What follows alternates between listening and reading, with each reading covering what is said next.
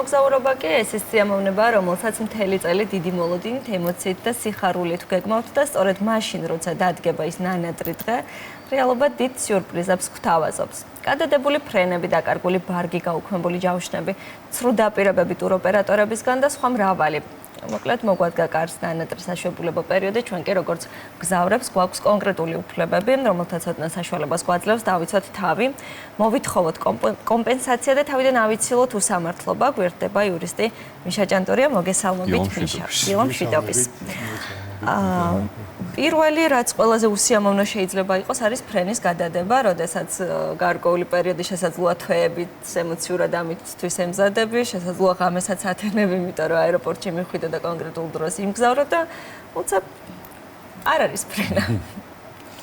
მოგესალმებით კიდევ ერთხელ, მევესალმებით თქვენ ტელემოყურებელს. მიხარია თქვენთან ყოველთვის სტუმრობა. რა თქმა უნდა, არ არის სასიამოვნო ფაქტი, როცა ყველაფერი დაგეგმილი გაქვს და უცებ და გაიჭედები აეროპორტში. თუმცა ამისთვის არსებობს სხვადასხვა რეგულაციები, რომლებიც მეტნაკლებად არეგულირებს ურთიერთობას ამ შემთხვევაში მგზავრსა და ავიახაზს შორის. კონკრეტულად ეს არის ევრორეგულაცია, რომლის თანახმადაც მგზავრები მგზავრებს უფლება აქვთ მიიღონ კომპენსაცია იმ შემთხვევაში, თუ ავიახაზის ბრალეულობით მოხდება მათი გეგმების არევა. ანუ გულისხმობ იმას, რომ ამ პუნქტიდან საბოლოო დანიშნულების პუნქტამდე ჩაიყვანენ გარკვეული დროის დაგვიანებით, ვიდრე ეს თავდაპირველი ბილეთი იყო განსაზღვრული. საუბარი მაქვს მინიმუმ 3 საათზე გვიან უნდა ჩაიყვანო მგზავრი დანიშნულების ადგილას და თუ ავიახაზის ბრალეულობა ამ შემთხვევაში დამტკიცდა, არსებობს კონკრეტული კომპენსაციები თანხმობრივი, რომელიც ეკუთვნის მგზავრს რომ მიიღოს. დიახ, რას გულისხმობს ავიახაზის ბრალეულობა? ფრენა ძირითადად გადაიდება ხოლმე, იმიტომ რომ თქვათ ამინდი არ უწყობს ხელს, ასე შემდეგ. დიახ, აი ზუსტად ამინდი ახსენეთ. ამინდი არის ერთ-ერთი ფაქტორი, რომლის დროსაც ავიახაზი თავისუფლდება თავისი პასუხისმგებლობისგან და ამას სამართლებრივ ენაზე ქვია force majeure. არსებობს აეროპორტების შეზღუდვები, როდესაც მაგალითად არ აძლევენ უფლებას პორტს, რომ მოახდინოს, ანუ გაფრინდეს დანიშნულების ადგილას რაღაც სხვადასხვა მიზეზების და გამო და არის რაღაც რიგი შემთხვევები, როცა არის force majeure და ამ დროს ავიახაზი თავისუფლდება, მაგრამ თუ მისი ბრალეულობით მოხდა თქვენი გეგმების არევა და დანიშნულების ადგილას 3 საათზე გვიან ჩახვედით, ან რეისი საერთოდ გაუქმდა, თუ რაღაც საგანგებო ვითარება არ იყო, მაშინ უფლება აქვს ყველა მგზავრს, მიუხედავად იმისა, თუ როგორ მიფრინავდა ბილეთი, როგორ ქონდა შეძენილი, მას პირადად მოითხოვოს კომპენსაცია ავიახაზისგან. ძალიან საინტერესო და სამწუხაროდ ალბათ ხშირი შემთხვევაა ჩანთის დაკარგვა. მე არ მქონია ეს პრობლემა, მაგრამ ძალიან ბევრი ადამიანი, როცა ჩადის დანიშნულების ადგილზე, აღმოაჩენს, რომ ის მიერ წაღებული ხელჩანთა თუ თქვათ რაიმე ისეთი დიდი ბარგი დაკარგულია. რა ხდება ასე დროს და როგორ ვამტკიცებთ პირობითად ვამბობ, რა ღირებულების ნივთები გქონდა შიგნით? ჩვენ შეიძლება ვამბობთ, რომ ეს ღირებულება აღემატება კონკრეტულ თანხას, ავიაკომპანია ასე დროს არ გვთავაზობს იმ კონკრეტულ ბიუჯეტს, რომელსაც ჩვენ ვითხოვთ. დიახ, მართებულად ახსენეთ, არ არის ნამდვილად კარგი ფაქტი, როცა ან თქვენ ჩაფრინდებით დანიშნულების ადგილზე თქვენი ბარგი არ ჩამოვა თქვენთან ერთად, მთელი ეს ასე ვთქვათ დასვენება იქნება თუ სამუშაო ვიზიტი, ყველაფერი პრობლემური ხდება. არიან მგზავრები, მოქალაქეები, რომელსაც საერთოდ ამდაგარ პრობლემას არ დაჯახებიან და ძალიან კარგი მათთვის, მაგრამ რა თქმა უნდა არსებობს ესეთი შემთხვევები, მით უმეტეს განსაკუთრებულად ხშირია მას შემთხვევაში, როცა მგზავრი გადაждდომით მიფრინავს თავის დანიშნულების ადგილას და ამ შემთხვევაში უნდა გამოიცვალოს რამდენიმე ბორტი და ვერ ხერხდება დროულად ან ბარგის მიწოდება მეორე ბორტზე, ან უბრალოდ ერევა ტიკეტს ხდება ესეთი რამ და შემდგომ რთული კანონმდებლობის თანახმად 21 დღე არის იმისთვის, რომ ბარგი ჩაითვალოს უკვე დაკარგულად და შემდგომ მგზავრის უფლება ქონდეს მოითხოვოს ანაზღაურება ამ დაკარგული თანხით. ბატონო მიხეილ, გავიდა 21 დღე, ბარგს ვერ მივაკვლიეთ, ვერ ჩვენ, ვერც ავიაკომპანიამ. როგორ ვამტკიცებთ რა ღირებულების ნივთები გქონდა ამ ხელბარგში?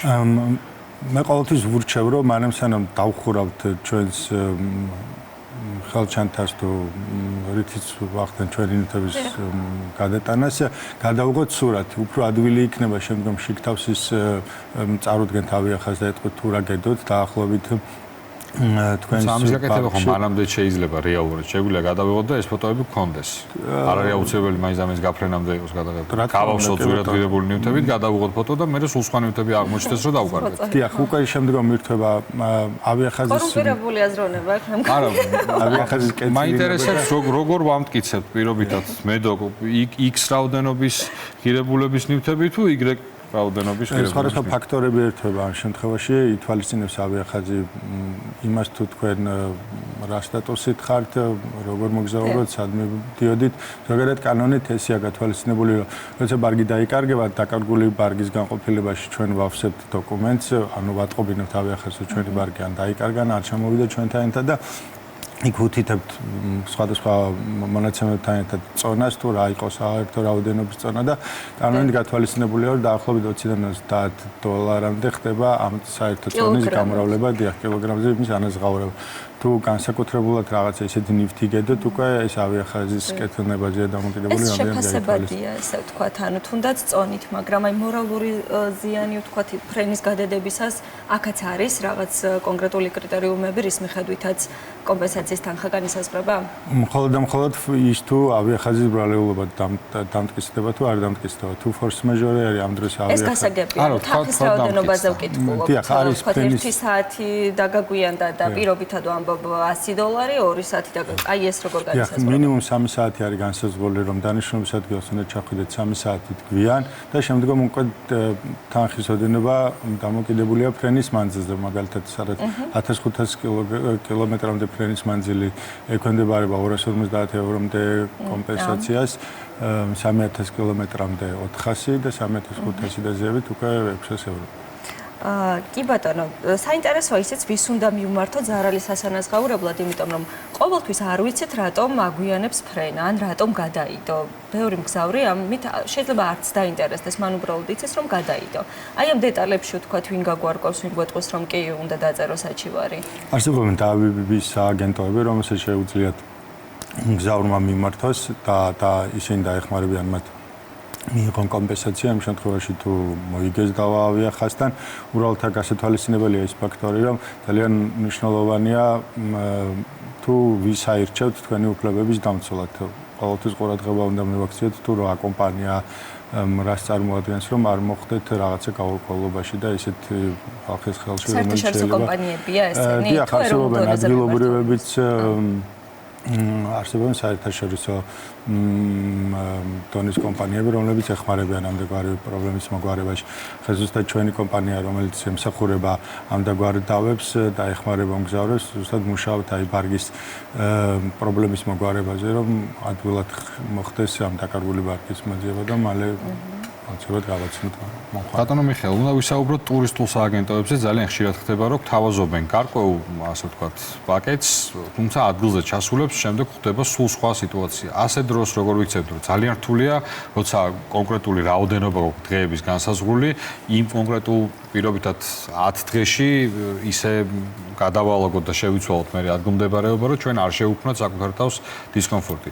როგორ ვიქცევით ასე დროს ტურისტულ სააგენტოებთან ურთიერთობაში?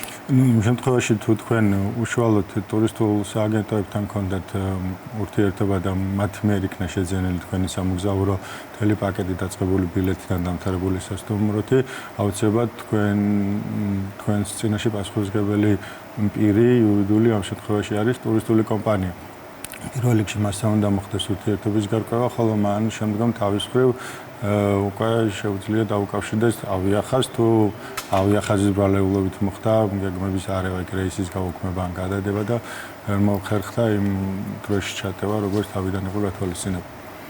კი ბატონო და ასევე აი მაგალითად სასტუმროების მხრიდან ხდება ხოლმე რომ ჯავშანი შეიძლება ჰქონდეს ადამიანს გაკეთებული და მოულოდნელად აღმოჩნდეს რომ ეს ჯავშანი გაუქმებულია ხო? ან სულ სხვა ნომერზე და სულ სხვა ნომერი შემოგთავაზონ ადგილზე ჩასულობს კი. აი ასეთ დროს რა ხდება? ისევ და ისევ ტურისტული კომპანიები, ალბათ ტუროპერატორი რომელთანაც გაქვთ ურთიერთობა უნდა იყოს თქვენთან ხაზდეს, მანამ სანამ არ ჩარგეყვანთ დანიშნულების ადგილას და თუ რამე გაურკვევლობა იქნა, ისევ ტუროპერატორმა უნდა მოახერხოს ინდივიდუალურია ჯავშანი და არა ვთქვათ ტუროპერატორის დაჯავშნები. ალბათ ისევ ჩვენი ძალებით, რადგანაც ესე კონკრეტულად ამასთან დაკავშირებით კანონმდებლობა არ გვინსაზღვრავს, როგორ უნდა მოვიქცეთ. ალბათ ისევ ადგილზე უნდა მოხდეს კეთილი. მადლობა ძალიან დიდი. იურისტი მიხეილ ჭანტურიანი ყოფილიყო ჩვენთან ერთად. მოკლედ სამოგზაურო სეზონი იწყებოდა, ჩვენც მივიღეთ სრული ინფორმაცია, როგორ უნდა ვიყოთ. კი ბატონო, რა უფლება გვაქვს და რა უნდა ვიცოდეთ, სანამ გადავწყვეტ მოგზაურობას.